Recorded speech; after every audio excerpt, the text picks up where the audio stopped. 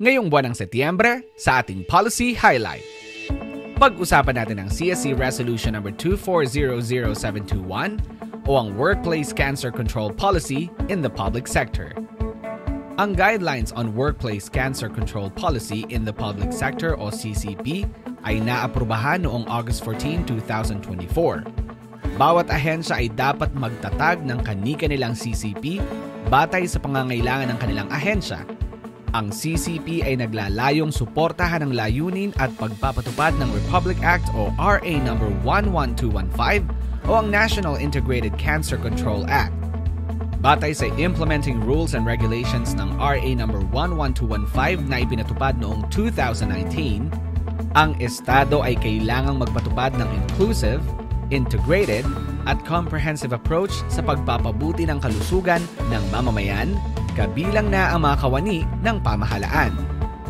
Nakasaad din sa batas na kailangang magkaroon ng cancer control policy bilang bahagi ng employee benefits ng mga nagtatrabaho sa formal na sektor.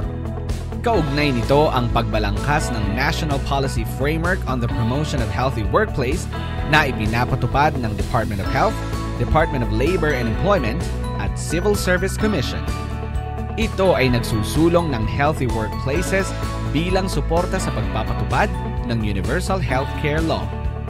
Ang guideline sa pagbuo ng CCP ay magsisilbing batayan ng mga ahensya ng gobyerno sa pagpapatupad ng health program na sumasaklaw sa buong cancer care continuum, mula risk assessment, prevention at control, diagnosis, treatment, care, at rehabilitation.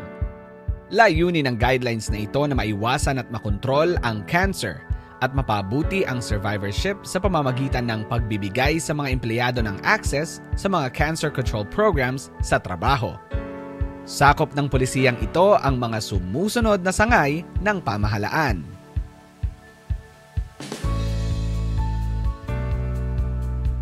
Nilinaw din sa guidelines ang responsibilidad ng mga heads of agencies, human resource officers, mga kawani ng pamahalaan, at mga employee organizations sa pagbuo at pagpapatupad ng isang CCP sa loob ng kanilang mga ahensya.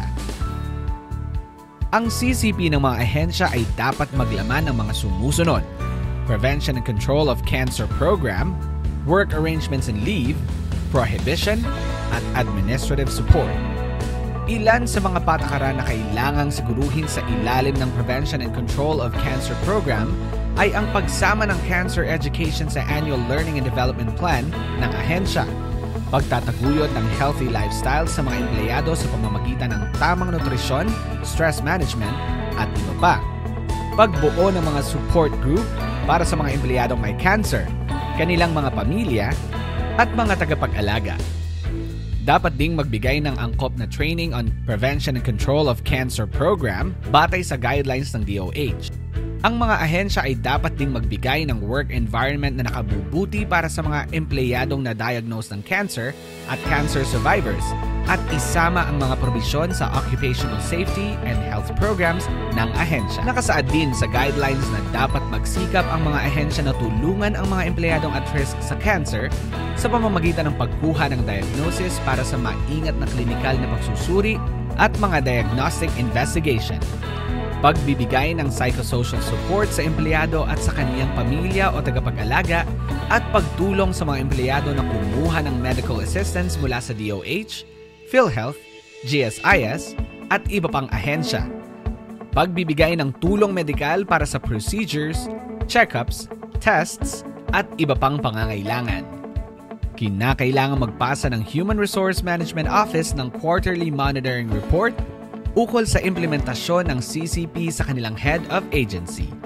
Ang report na ito ay dapat ding isama sa annual report ng ahensya. Sa tulong ng guidelines na ito, ang cancer control policy ng mga ahensya ay dapat maging inclusive, responsive, gender-sensitive, at non-discriminatory.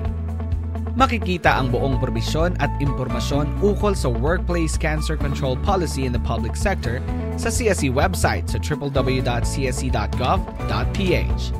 Manatiling updated sa policies, programs, and activities ng Civil Service Commission.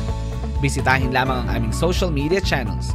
Maaari ring tumawag, mag-text o mag-email sa contact center ng bayan para sa inyong mga katanungan, komento o suwestyon.